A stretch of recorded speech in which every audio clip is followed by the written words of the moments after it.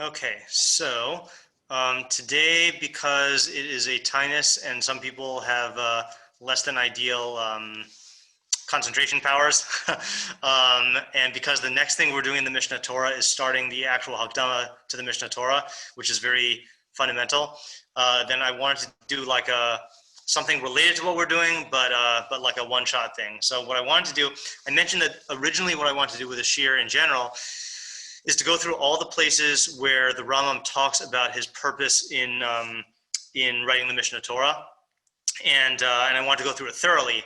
And then I changed my mind, and we only did that for the intro to the Sefer HaMitzvos. But what I want to do today is I want to go through the other sources, or as many as we can.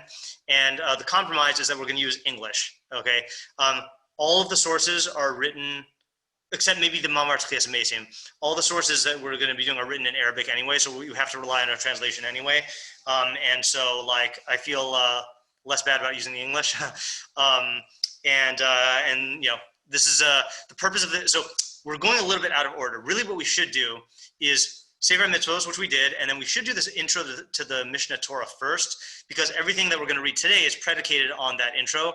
But I feel like a lot of what he covered has already been mentioned in a basic form in the intro to Sefer HaMitzvos, and we can still appreciate it. And I would rather you see the Hakdama to the Mishneh Torah in context, or the statement of purpose in the Hakdama to the Mishneh Torah in context. So before we start, I have handouts for anyone who's here and no one's here, and I'll post it on the screen, or I'll share the screen.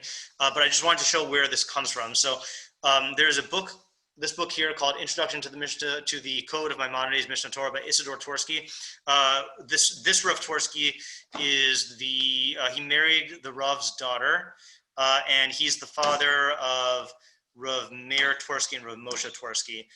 One of them, Rav Moshe Tversky, I think was killed, but both Rav Meir Tversky, I think, teaches at YU, or at least taught at YU.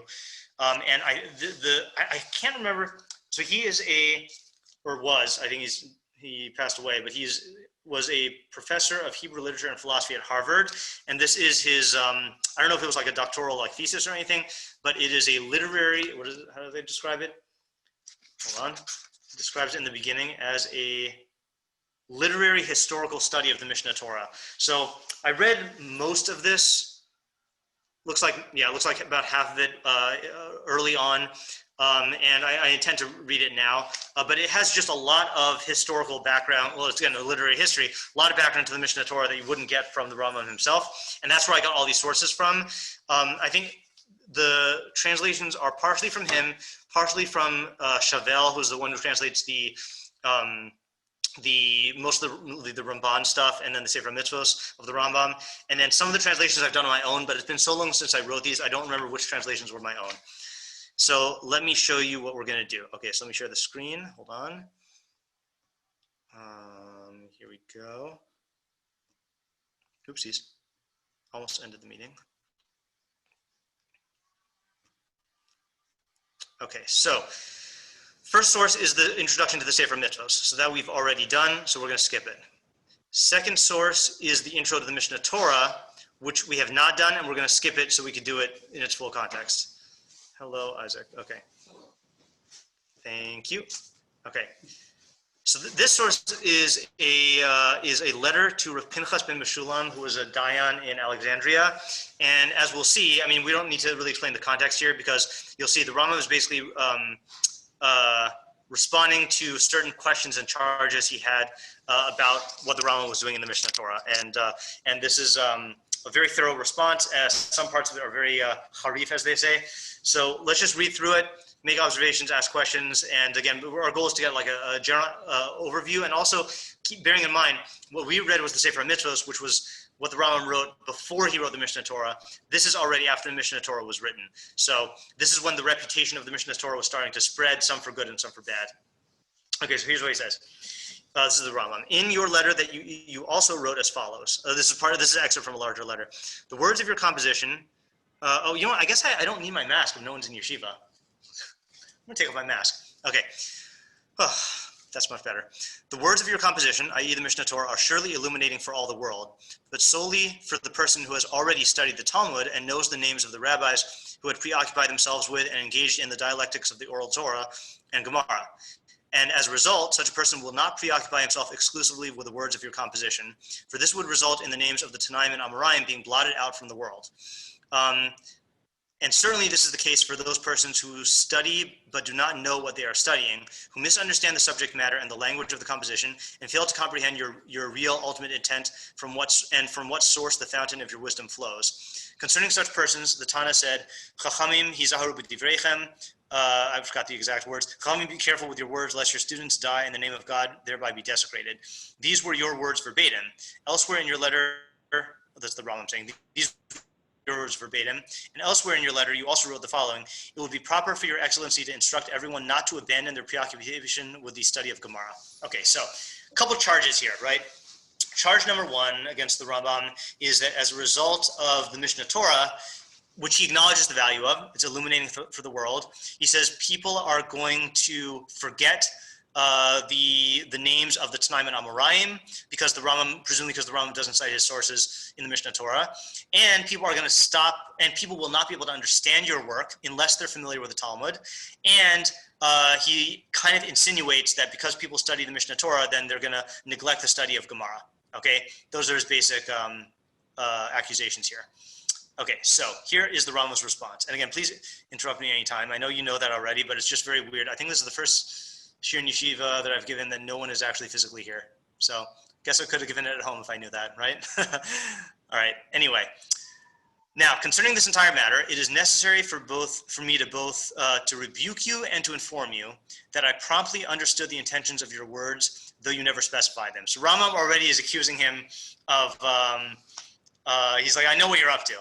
Know therefore that I have never said, heaven forbid, do not occupy yourself with the study of Gemara, of the halachos of the Rif, or any other text. In point of fact, God himself is my witness that for the past year and a half, the students who have come to me have not studied my own composition with me. Quite the contrary, 3 students came and studied various books. The majority of the students wished to study the halachos of the Rif, and I taught it to them in its entirety several times. Always a great fantasy here. Can you imagine just going to the Rambam for a shir on the Rif and just going through it several times, the entire Rif? That's amazing. 2 other students desired to study the Gemara, and I also taught them the tractates they wished to learn. Again, another fantasy shir. There's Rambam just giving you shir on the entire Masechtas. Have I ever commanded, or has it ever occurred to me to burn all the books composed before my time because of my regard for my own work? Okay, so that's Rambam's first response. He's saying he never ever said that you shouldn't study Gemara. Proof is that he studies Gemara with people and he teaches it to them, and he never made a statement to that effect. Okay, now where we know where people might have thought that. In fact, we read it earlier, right? Let's just look up at the old, at the original source. So in the Sefer Mitzvos, he did say at the end, hold on. Oh, you know what? I guess I didn't include it in this translation. But he did say that you could read the Torah Shebeksav and then read the Mishneh Torah and not need any other book in between. But then we clarified that to mean that you don't need any other book in order to know what to do practically, right? But the Rambam is not saying you don't need any other book for the purposes of learning, period, right? Certainly, so he's not saying you don't need the Gemara, okay? Just you don't need the Gemara for the purposes of what the Mishneh Torah is trying to do. Okay, so then he goes on. It says, in the introduction to my composition, I explicitly wrote, so this is the introduction that we haven't read yet. I explicitly wrote that my sole purpose in composing it was to alleviate the burden of those students who, because of their impatience of spirit, were not able to descend to the depths of the Talmud, and therefore could not understand from it the way of determining what is permissible and what is forbidden. I discussed this matter at great length there. Okay, so that's another response, which is that the Rambam writes that in order to navigate the Talmud and all of the, and the words of the Gaonim who explain the Talmud and all the other, Tanaitic sources, the Mishnah and the Sefer and the Tosefta and Brisos and Yerushalmi, and to learn the derech of the halacha from there, he says it's extremely difficult. So he wrote the Mishneh Torah so that people would not be in need of that in order to know what to do and what not to do. So what is this, what is he saying here? So he's saying, I wrote this not to replace the Talmud. In fact, people who know the Talmud and who can navigate their way through it, like the Rif, right, you should learn it and derive the halacha from your learning. But for people who can't, they need some way to know what the halacha is, and that's where the Mishneh Torah comes in. And that's why I mentioned, I forgot what the context was, but I mentioned that like the Rambam would say that, yeah, if you're a, on the level of the Rif, if you're a Rashi, if you're a Bein Hanano, you should write your own Mishneh Torah, meaning you should learn all of the sources and arrive at your own understanding of what the halacha should be. But most people can't do that, which is why you need the Mishneh Torah for everyone. Okay, onward. As for your statement about the names of the Tanaim and Amoraim, I already mentioned the names of most of the sages at the beginning of my composition, the beginning of the Mishneh Torah. Is it in fact the case that anyone who attempts to decide the halacha and to make out of the law a fine, clean flour is guilty of desecration of his name, of God's name, just as it has occurred to you? Already before me, there were Gaonim and other great scholars who composed works and compiled codes, in Arabic as well as in Hebrew, in which they adjudicated the halachos on given subjects. No one before my time, not at least since the time of Rabbi Yehudah Hanasi and the other holy scholars of his period, adjudicated all the halachos in the Talmud and all the laws of the Torah. Yet that I should be held responsible for desecrating his name solely because my work is comprehensive astonishes me greatly. As for those readers who do not know how to study my composition, so let's pause there for a second. So he's saying, you, Rav Pinchas, accused me of causing the names of the Tanaim and Amoraim to be blotted out because all I'm doing is recording the Psak Halacha. Well, I'm not the first one to do this. There have been many Gaonim. Again, I'm not sure. He writes that there were Gaonim who wrote works of Piskei Halacha, but there were many Gaonim before me who wrote works like this, and you never accused them of causing the Chilul Hashem. So why are you accusing me of it? Just because my work is more comprehensive than theirs? So he's basically accusing him of a double standard, which right now he's not addressing the actual substance of the critique, right? He's not actually addressing, the charge that you're going to cause the names of the Tanaim and Amoraim to be forgotten. But he is saying that, like, if you're going to accuse me of this, you should accuse everyone else of this. I'll be right back. I got to close the doors. It's freezing here.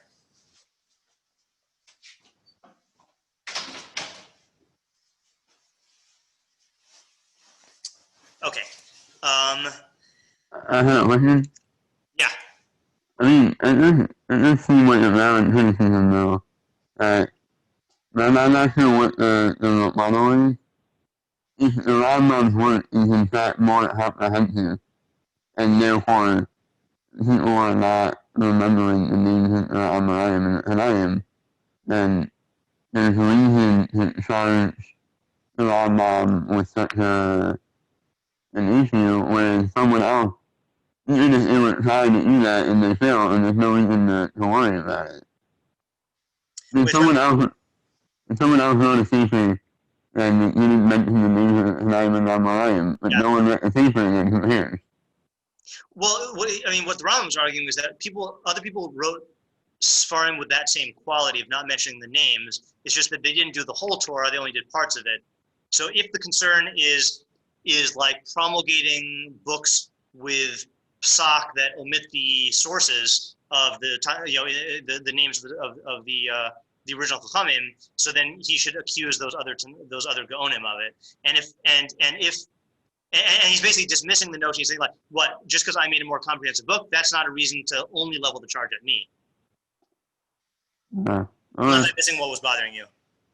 Well, I think the second point is what bothers me. Yeah. That if it isn't in fact true that he made a more comprehensive book, then that wouldn't be a reason to accuse him of it and not the others. And there's more of a danger of succeeding in blotting out the names of Amoraim and Tanaim if he had a more comprehensive one. Right. So, I guess you could argue, okay, I don't know if this is different from what you're saying or if this is just an extension of the line of reasoning, but like, let's say before there was a Mishneh Torah, so then there was still an awareness that, like, you had to draw your halacha from the Talmudic sources, and you had these Gaonic works that supplemented them, but like the hub of psak was still in the works of the Tanaim and Amoraim. But once the Rambam produces a comprehensive code which allows psak halacha to exist independently of the Talmud, so then maybe there is a basis to the charge. That's basically what I'm asking. Yeah. Yeah, that's interesting. So that is more of an argument, right? That's more of an argument. And I guess that's where the Rambam's first response comes in, which is that that would only be true if he were advocating to abandon the Talmud. Um, Right. and he's not advocating that. So I guess he's not worried that this is gonna, that the fact people are relying on this for Psak halacha, he's not worried that's going to cause the names of the time Amoraim to be forgotten. And another thing also, which I don't remember if he says this later on or I'm getting this from another source, he mentioned briefly here that he lists the names of the Tannaim and Amoraim in the opening of the Mishneh Torah. So somewhere else he says that like that's enough because even like the Tanaim and Amoraim who existed even the sages who existed in history, there were many, many more whose names we've forgotten. Like only a fraction of them were mentioned in the actual Mishnah and Gemara. So like, if your point is you're not attributing everything to its original source, well, we don't have the original sources of lots of them because these were halachos transmitted from thousands of people to thousands of people. And so once you're already omitting lots of people, then like there's reason to say, okay, we're just going to mention like the head Bali Masorah. Like we don't have to mention every single person. Okay, last part here in this paragraph, he says, as for those readers who do not know how to study my composition, so that's responding to the charge of there are people who will make mistakes in interpreting a work. So he says, as for those readers who do not know how to study my composition, no author can accompany his book wherever it goes and only allow certain persons to read it. So that's like a really harsh response there. He's basically saying like, what? You're bothered by the fact that people are going to misunderstand what I say. That's an inherent problem in written books. So like, don't try to criticize my book because of that. Like, that's true of every book. I think that's the snarkiest thing we've seen so far. Okay, furthermore, in the introduction to my composition, I wrote that I had composed the work according to the method of the Mishnah and the style of the Mishnah. But you have not paid sufficient attention to my words, nor have you understood the difference between the method of the Mishnah and the method of the Talmud. Because of your ignorance in this matter, you wrote the following criticism in your letter. Even when I study your composition, I find in it many matters which remain unclear to me because you have not given proofs for them, while my own mind is not clear enough to comprehend them. This was the gist of your criticism. Permit me now to explain. You should know that the author of every book, whether it deals with the laws of the Torah or with other kinds of wisdom, whether it was composed by one of the ancient wise men among the nations of the world or by physicians, always adopts one of two ways, or styles and structures. Either that of the chibur, I think this is Isbir Torsky, the monolithic code, or that of a perush, a discursive commentary. In a chibur, only correct subject matter is recorded without any questions, without answers, and without proofs, in the way which Rabbi Yehudah adopted when he composed the Mishnah, right? That's what he did. He only records the conclusions or the positions. He doesn't go through the proofs and all the arguments for how they got there. The discursive commentary, in contrast, records both the correct subject matter and other opinions which contradict it, as well as questions on it in all its aspects, answers and proofs as to why one opinion is true and the other false, or why one opinion is proper and another improper. This method, in turn, is that of the Talmud, which is a discursive commentary upon the Mishnah. Right, so we're familiar with Talmud. Talmud goes through all the various possibilities and proofs and disproofs and counter arguments. Moreover, if someone should object to my distinction between the chibur and the perush and claim that because the names of the rabbis are cited in the Mishnah, as when one rabbi holds one opinion about a law and another rabbi holds a contradictory one, this kind of citation of names constitutes proof. It is necessary for me to point out that this is not proof. A proof explains why one rabbi holds a certain opinion, while another rabbi might hold a contradictory one. So that's like a minor point. So then let's just review the points here. So he's saying there's two styles of work. There's a chibur and there's a perush. Mishnah was a chibur, only recorded the positions. Talmud was a perush and went through all of the background and argument and masa and matan and all that other stuff. So my book, the Mishneh Torah, was written in the style of the Mishnah, which is a code. So don't fault it for not having all of the arguments. That's not the type of book that it is. And if your claim is that the Mishnah had proofs because it quotes people's names, that's a misunderstanding of what a proof is. That's not a proof. Just because you say whose name it is doesn't mean that you've illuminated the subject at all or given the arguments for it. That's just a citation, So the fact that my book omits the names does not mean it's lacking proofs any more than the Mishnah was. Okay. You should also understand that if I have caused the names of any Tanaim to be forgotten, so he's going back to that charge, by recording the correct halacha without qualification and anonymously, I've only followed the style of Rabbi Yehudah Hanasi here. He too, oh yeah, this is what I was saying. That I remember, I thought he wrote later on in a different place. He too did this before me. For every halacha which he recorded without qualification and anonymously, it was originated by other scholars. Yet even these other rabbis had not originated the halachos themselves, but had received them from still others, and these others from still others, all the way back to Moshe, our teacher. And just as the Tanaim and Amoraim did not bother to record the names of all sages from the time of Moshe to their own day, because there would then be no end to the citations of names, so I have not bothered to record their names. What advantage would there ever be in doing it? Indeed, it is mentioned explicitly in several places that Rabbi Yehudah Hanasi adjudicated the law according to the opinion of a certain rabbi which he favored, and nevertheless recorded his opinion anonymously. This is clear proof that whenever Rabbi Yehudah Hanasi recognized a law which seemed to him to be the correct halacha, and therefore worthy of being implemented, he always recorded it without qualification and anonymously. There are still many statements to the effect that the correct halacha was in the opinion of a single rabbi, and Rabbi Yehudah Hanasi still did not record his name. In fact, the sole cases in which Rabbi Yehudah Hanasi did record the names of the scholars was when the correct halachic decision itself was not absolutely clear to him, and when he could not adjudicate one opinion over the other. Moreover, he mentioned only the names of the rabbis from whom he himself had heard the opinion, or the names of those who lived in a time most contemporaneous with his own, and never the names of their teachers or their teachers of their teachers, and only because in Rabbi Yehudah's own time, many people obeyed the opinion of one rabbi, and many others obeyed the opinion of his halachic opponent.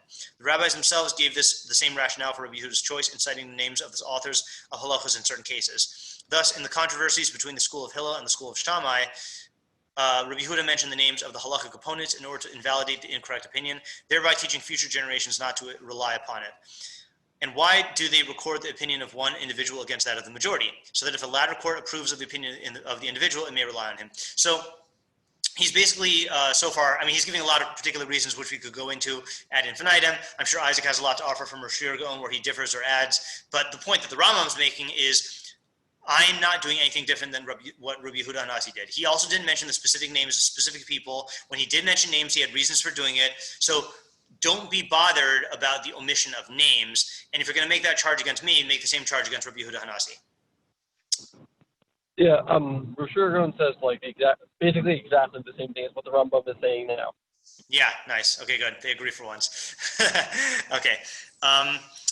All these cases prove... It's like they agree about the Mishnah. About the composition of the Mishnah. All these cases prove that the correct halacha alone should be recorded. And Rabbi Yehudah recorded two separate opinions about the same law. This was only because there were people at the time who followed both opinions, some accepting the halacha of the rabbi from whom they heard one opinion, while others had heard and accepted the opinion of another rabbi.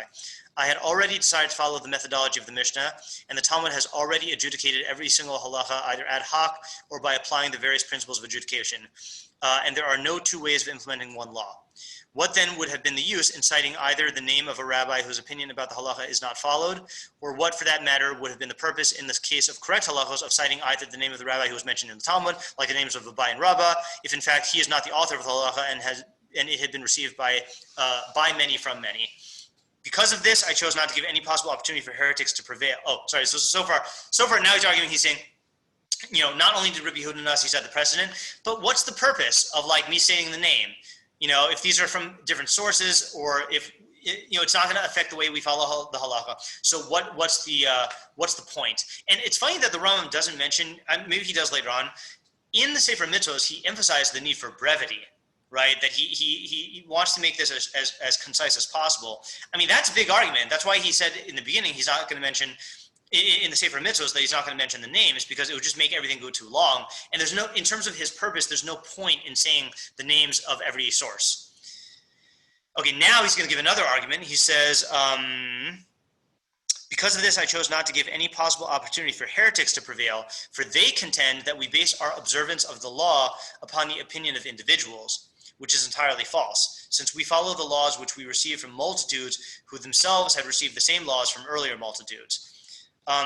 So in other words, I guess the Kofrim would say that if you quote Rabbi Akiva, or if the Mishnah says Rabbi Akiva, so then Rabbi Akiva originated the halacha. He didn't. It's not that Rabbi Akiva is teaching the halacha and he's getting it as part of a cohort of thousands. Whereas the Rambam is emphatic that no, these halachos were passed down from generation of Talmidei Chachamim to generation, and you had one person who was the Baal Masorah, one person who was like the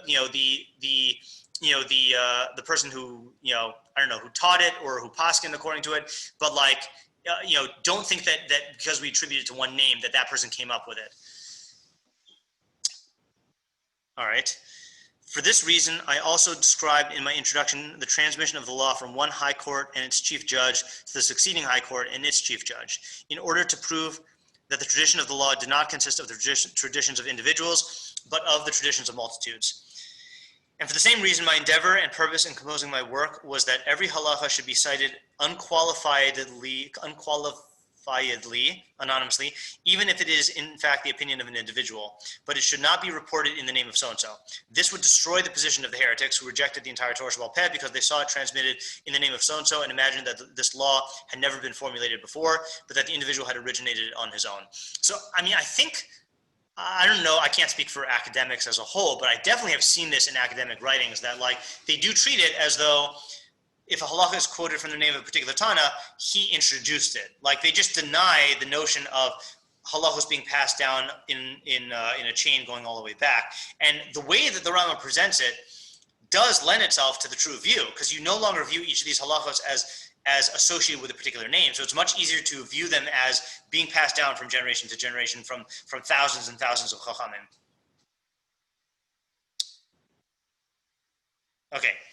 As for your critical statement that you found in my composition certain matters which appear unclear because they are without proof, and that your own mind is not deep enough to comprehend them, it would have been correct for you to make this criticism if there were indeed matters in my composition which I myself had deduced on the basis of my pilpul, my sharp reasoning, and my own opinion, and then recorded them unqualifiedly without giving proof or reason for them. However, I have never done this. Let your own wisdom reveal them.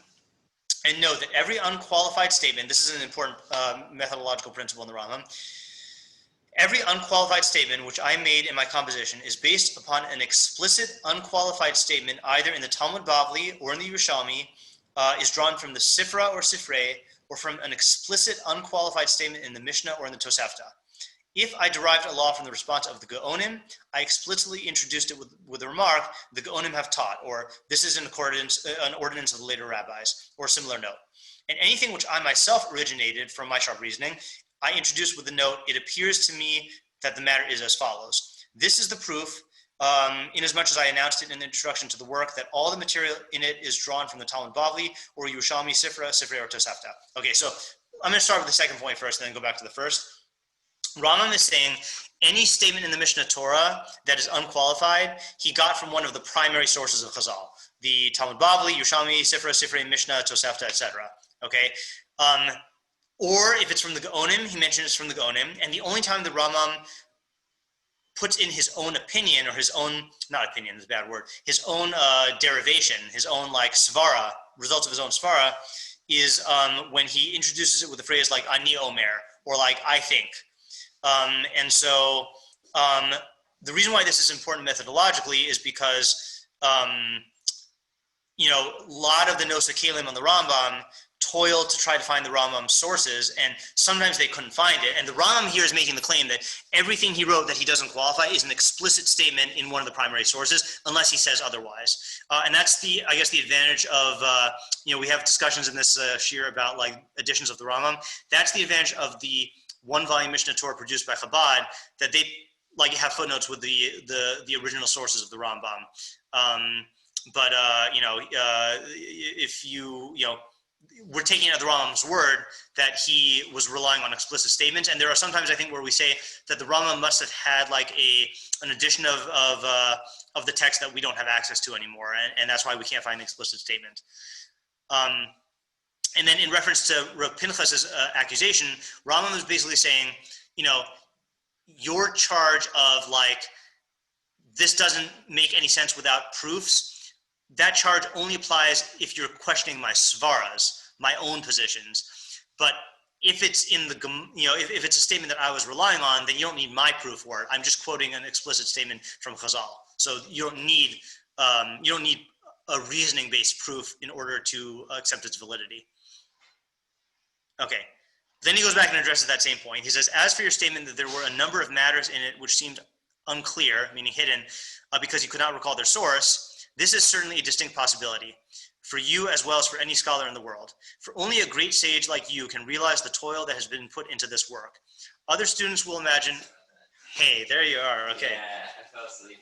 Okay, that happens sometimes, but Yeah, all right, good. So my trip to yeshiva is not in vain then. All right, so what we're doing now is we're going through the other statements of purpose from the Rambam, where he clarifies what he was doing in the Mishneh Torah. So this is in his response to Pinchas of Alexandria. And hold on, and we just got through saying that, what page is this? This is page 7. Pinchas said that there are times when I can't understand what you're saying, Rambam, because you don't include your reasoning. So Rambam says anytime he has an unqualified statement in the Mishneh Torah, then he's just quoting from one of the primary sources in Chazal. And if it's his own reasoning, he'll say, Ani Omer, okay, so we're on the top paragraph there. As for your statement that there were a number of matters in it which seem hidden to you because you could not recall their source, this is certainly a distinct possibility for you as well as any other scholar in the world. For only a sage like yourself, great sage like yourself, can realize the toil that has been put into this work. Other students will imagine that it follows the order of the Talmud, removing only the questions and answers. I am willing to swear. So in other words, other students will think it's like the Rif.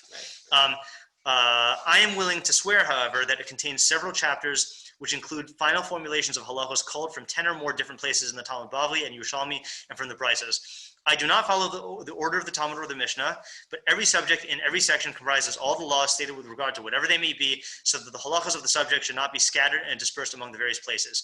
This was my ultimate intention in composing my work, because it is beyond all human capacity to remember the whole Talmud, Bavli, and Yerushalmi, and all the Brises, 3 works which are the major sources of the laws. Here, Rambam records an incident about his failure to cite the correct source of the law in response to a question about it. Yeah, I guess I was, I didn't translate that part, because I guess I was relying on the Rotorsky's thing. And this is now where he throws a bone to Rav Pinchas. And he throws a bone to the Chabad people who published the 1 volume.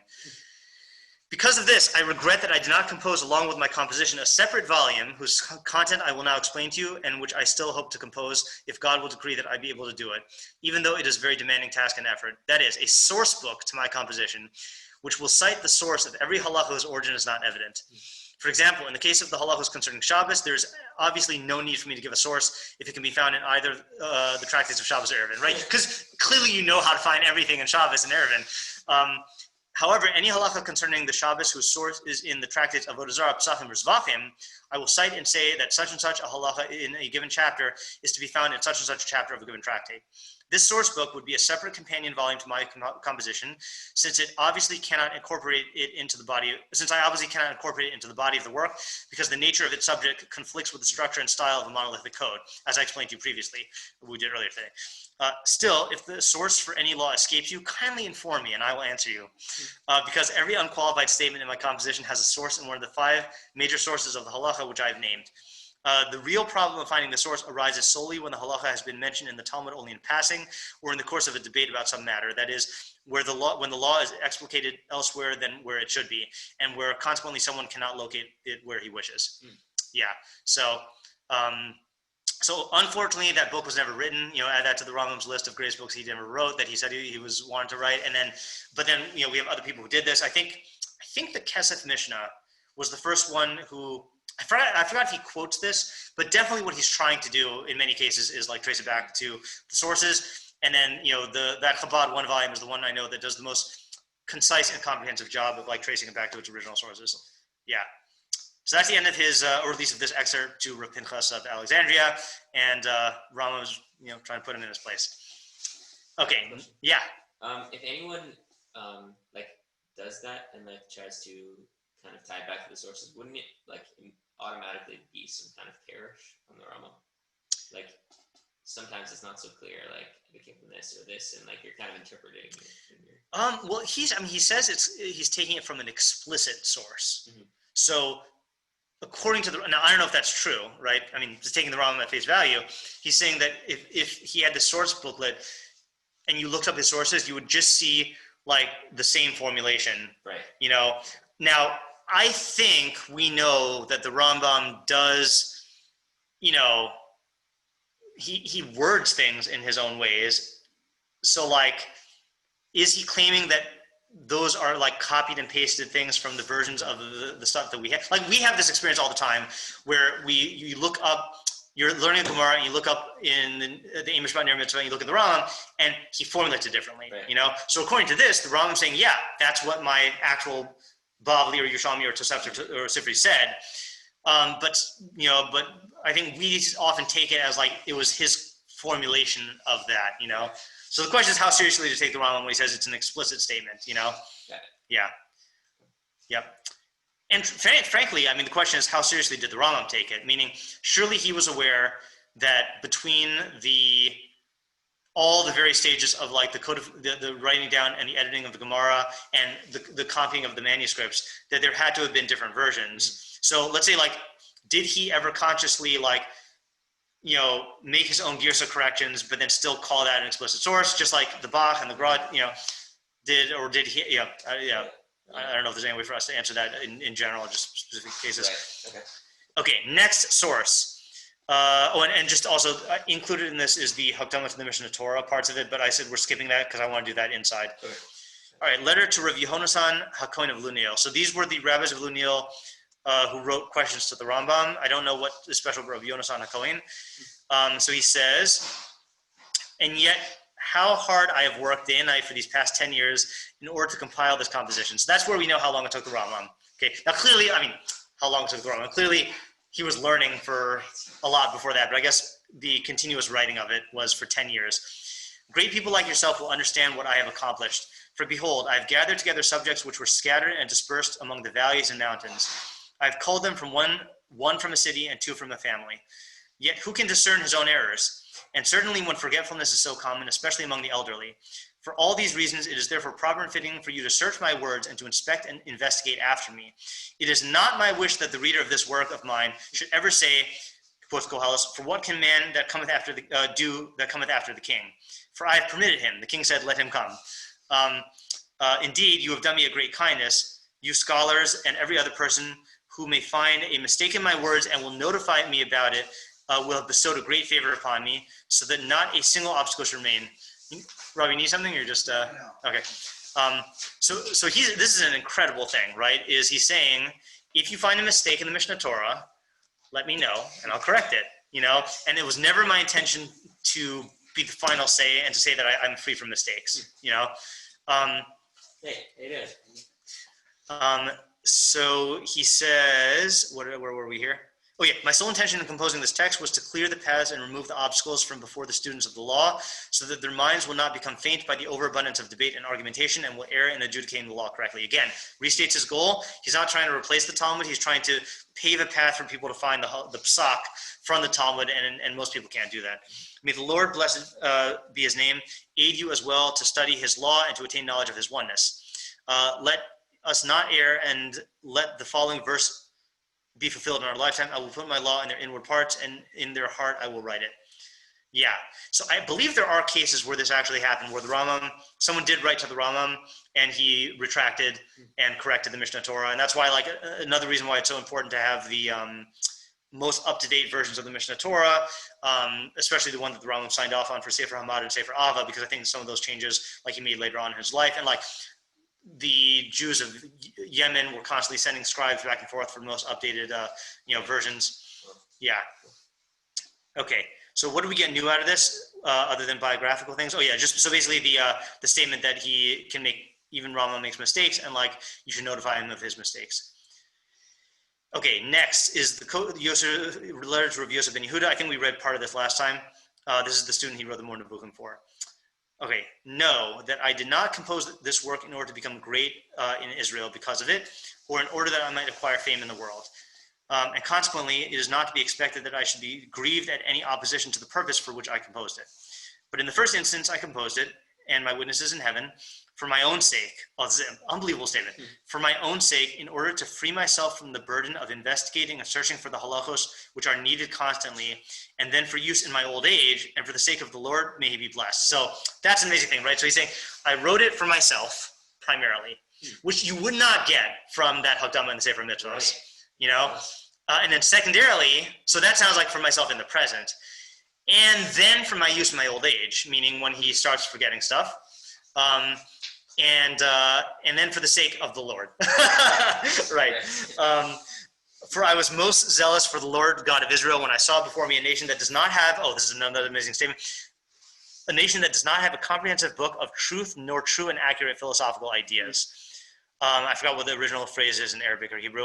Therefore, I have done what I did only for the sake of heaven. So this is another glimpse into what the Rambam's motives were, that it wasn't just presenting halacha, it was also presenting a proper philosophical framework for, to accompany that halacha, because obviously the Rambam holds that it's, that's the essence, and that you can't simply this is going to be a bad example, and I don't mean to diss the Mechaber, but if you wanted to extract a hashkafas hayadus from the Shulchan Aruch, I don't think you could do it. He'll mention philosophical things from time to time, but you don't have a comprehensive treatment of it.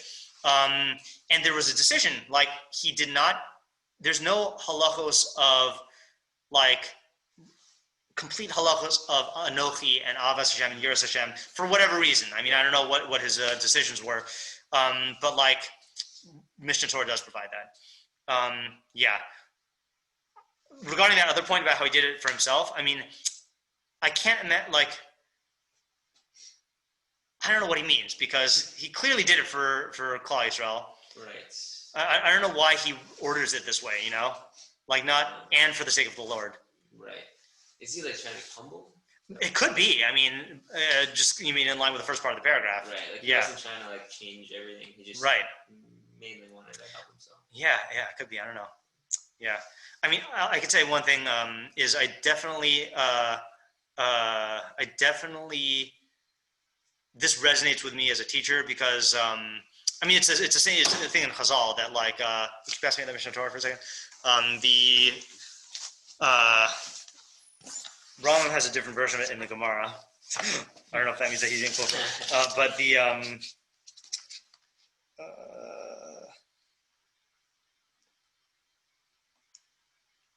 Harbe Chachma Lamadati Mechavera Yasam Rabosai Umitalmida Yasam Kullam. Right, so I learned a lot from my of Chachma, from my Chaverim more than from my teachers, and from my students more than all of them. And I definitely understand the thing where if you are, I'm not saying this is exactly what he means, but if the motive of learning, speaking for myself, I went into teaching because I gain more out of my learning when I'm teaching it. It forces me to be clearer about it. It forces me to produce final conclusions that are presentable. And I don't know if this is what the Rambam meant, but I could see him, he wants to write for Klal. Well, he sees this need in Klal Yisrael, but this is also very good for his own learning, and embarking on a project that will do good for all of Klal Yisrael, but doing it for his own sake. I could see a motive that's a harmony of the outcome will be good for Klal Yisrael, but I'm doing it for myself, and the combination of those two factors produces the best learning. Cool. I don't know if that's what he's actually saying, but yeah. I knew, and it was perfectly clear to me at the time I composed it, that it would undoubtedly fall into the hands of a wicked and jealous person who would defame its virtues and pretend that he does not need it or is in a position to ignore it. I don't know if when the Rambam is saying this, he's going like this, pointing to Pinchas Dayan, because that's basically where Pinchas Dayan was trying to make accusations about it, or if he's talking about the people who burned it. I don't know at what point this was. I forgot if that started happening during the Rambam's life or only after.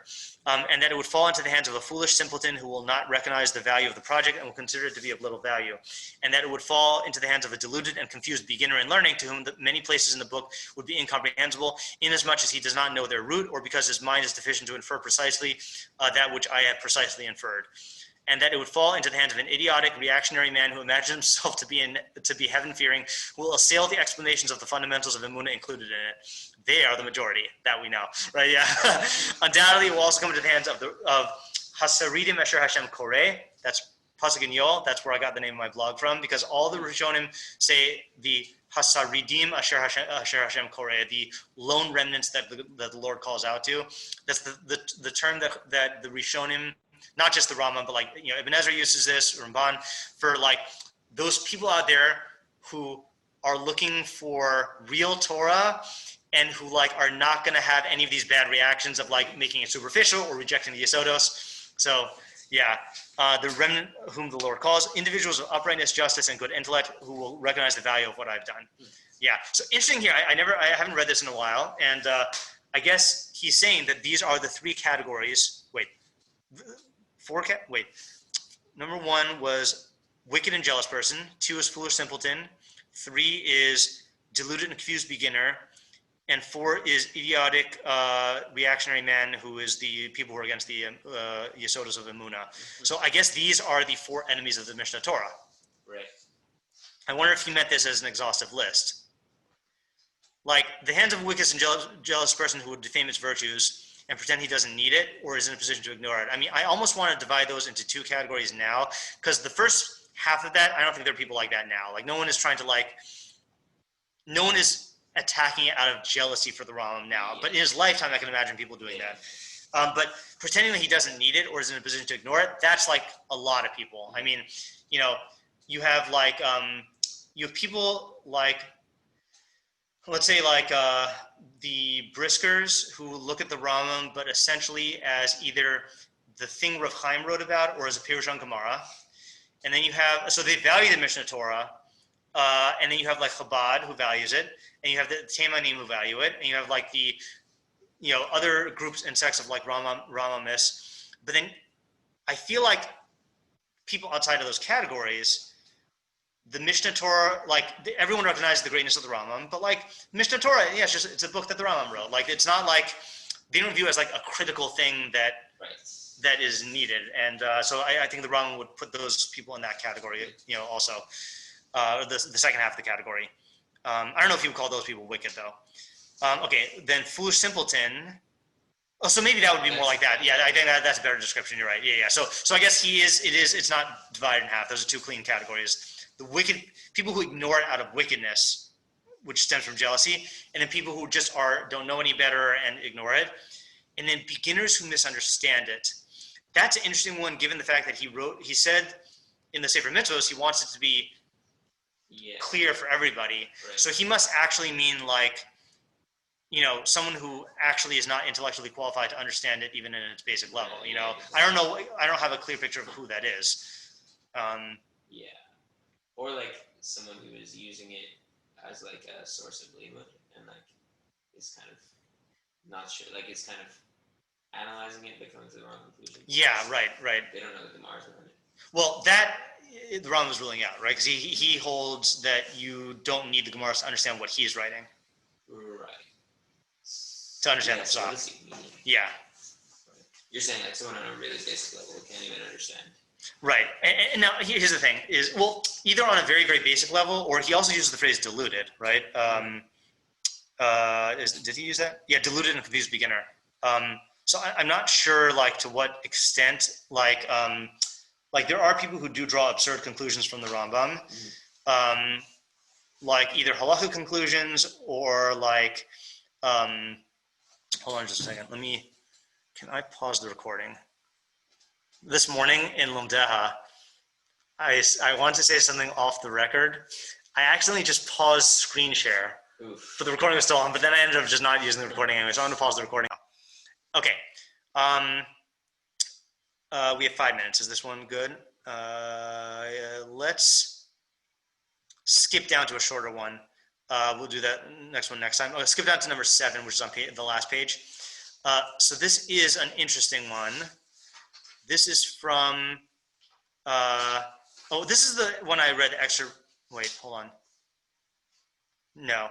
Oh yeah, this is one I read extra from. I had misattributed it last time. I said this was the letter to Rav Yosef, but apparently this is from, it's an anonymous person writing in defense of the Rambam, quoting from letters of the Rambam.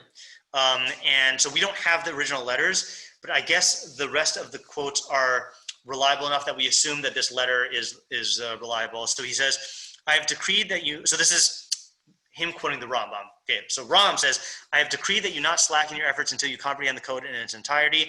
Make it your book par excellence and teach it everywhere in order that its usefulness should be enhanced. For the desired goal in all the material which was collected in the Talmud is destroyed and lost, and the intention of scholars is a waste of time in studying the deliberations of the Talmud, as if the intention and the goal is expertise in matters of controversy. I think machlokas is probably what that was, and nothing else. Indeed, this is not the primary objective. On the contrary, the deliberations and the debate came only accidentally because there emerged ambiguous statements which one scholar explained in a certain way, while his colleague came and explained it in the opposite way. And each one saw a need to elucidate his way of reasoning, which supports his view, in order that his explanation may prevail. The main intention is none other than to make known that which man is obligated to do, and that from which he must refrain. Sakalacha. This is clear to someone like yourself. Therefore, I have emphasized the main goal to facilitate its memorization, and more than this, to make it known altogether, for it had already been lost amongst all the words of debate, and I have left everything else, i.e. the Talmudic deliberations, to the one who chooses to make this his expertise, and all the more so for one who not only thinks this to be a subject of expertise, but one who thinks this is the ultimate goal and objective through which we will become great, he will become great, and which he ought to seek. Yeah, so that was what we read before, and we already discussed that. Let's read number 8. This is from, I don't know who was quoting this. I mean, I guess a student later on after the Rambam. I will tell you something heard by me and someone else who was present with me at the school of Rabbeinu Avraham HaKadosh v'HaChassid when he responded to one of his students who knew a little Talmud and wanted to explain something in the Mishneh Torah based on the Talmud, right? So this is like, so scenario. You're in the academy of Rav Avraham ben Rambam, and this guy tries to explain the Rambam based on the Talmud. Okay, Rav Avraham responded, something like this happened to my father with a man who traveled from Cairo to Fostat to the base midrash of my father of blessed memory. The man considered himself knowledgeable in Talmud, and when he arrived at the base midrash, they were involved in the study of the Mishneh Torah, and my father explained it according to its simple meaning and teaching. Since this question was the subject of some statements in the Talmud man went to my father and wanted to explain the passage using the discussion in the Talmud. My father responded, if our goal is to explain the Mishneh Torah by using the Talmud, then why did we write the Mishneh Torah? Excellent zinger there, yeah. Last source here. Would it be fine if we went like 10 minutes overtime? Okay, because that way we could just finish all of them. So let's do this last one, then go back to the Mamar Tchias Mesim. Number 9. Letter to Rav Yosef regarding the dispute with the Rosh Yeshiva. I forgot if this is the same Rav Yosef. So this is when this guy was trying to defame the Rambam, and the Rambam, I think, wrote advice for what to do. My advice is that you exert yourself in merchandise, training, and medicine with involvement in true Talmud Torah. You should only teach the halachos of the Rif and compare them to the Mishneh Torah. And if you find a dispute, you should know that this was the result of Talmudic analysis, and you should investigate it in its places in the Talmud. But those matters which we have relieved with our efforts, i.e. the dialectical Talmudic disputes, is a waste of time and of little value. So I included this in the packet because it's a really interesting derech halimud, seder halimud, that the Rambam is prescribing here. He's saying, okay, take the Rambam and take the Rif, learn them both. When you find a machlokas, go into the Gemara and analyze my disagreement with the Rif, and you'll get stuff out of that. So it'd just be interesting seder halimud if a person did that. Right. Yeah. Wasn't that sort of, I guess he didn't try to resolve it, but the Shulchan Aruch, right? Yeah, exactly. Yeah. So I guess the base Yosef maybe. I don't know how much he explicitly takes it up. Okay, let's do the last. Is he saying? Hold on, I just misunderstood. Is he saying that medicine is the true Talmud Torah? No. I think he was giving particular advice to this guy. Meaning study medicine, or study medicine. Yeah, is the what do you say? Exert yourself. I guess the guy was asking for personal advice. Okay. Exert yourself in merchandise and training medicine, and also involvement in true Talmud Torah, yeah. All right, last source that we're going to read in this, not counting the Hakdama to the Mishneh Torah, is number 6, which is the Mamar Tchias Mesim. So he says, the fact is that when we ventured forth in a pioneering effort to compose a work concerning the laws of the Torah and the elucidation of its rules, we intended thereby to fulfill the will of God, blessed be He, not to seek recompense or honor from men, but to smooth the path, interpret, and, as we thought necessary, help those who could not understand the words of the Torah scholars of blessed memory who preceded us to understand them. It seems to us that we facilitated and simplified abstruse and profound subjects. We collected and compiled subjects which were scattered and dispersed, and we knew at any rate that we were achieving something valuable. For if the case was as we thought it to be, then by simplifying, facilitating, and compiling in a manner that none of our predecessors had ever done, we have already achieved something by benefiting people and have earned divine recompense. But if it proves otherwise, and we have not succeeded in clarifying or simplifying the subject to any greater extent than our predecessors did in their works, then we have at least earned God's reward, as the Talmudic saying has it, Rahman al-Liba Bai, the merciful one desires the heart. Okay, so that's also a very humble statement. If we didn't do anything of value in the Mishneh Torah, then at least like we tried. No, Ram, you did value, right? And when we ventured to undertake this project, the Mishneh Torah, we saw that it would be wrong to aim at our goal to interpret and facilitate the branches of the laws, and at the same time to neglect its roots without explaining them or guiding the reader to their truth. Now that isn't, you might think it's halakhic roots. No, we saw that it would be necessary for us to explain the foundations of Torah in our Talmudic works in a descriptive, apodictic fashion rather than in a demonstrative one, because a demonstrative approach to these religious principles requires an intellectual facility and familiarity with many sciences which the Talmudists do not possess, as we explain in the Mor Nevuchim, and we prefer that the fundamental truths at least be accepted as articles of tradition by all people.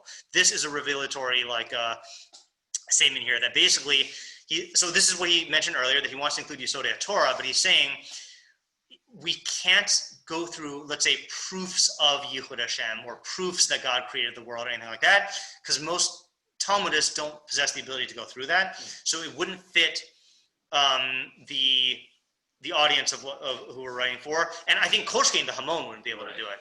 So he's saying, but I mean, this is more clear because he's saying even for the Talmudists, we couldn't do it because they wouldn't be able to get it. So we just formulated this as an overt Jewish philosophy in a codified type form so that it could be accepted as articles of tradition.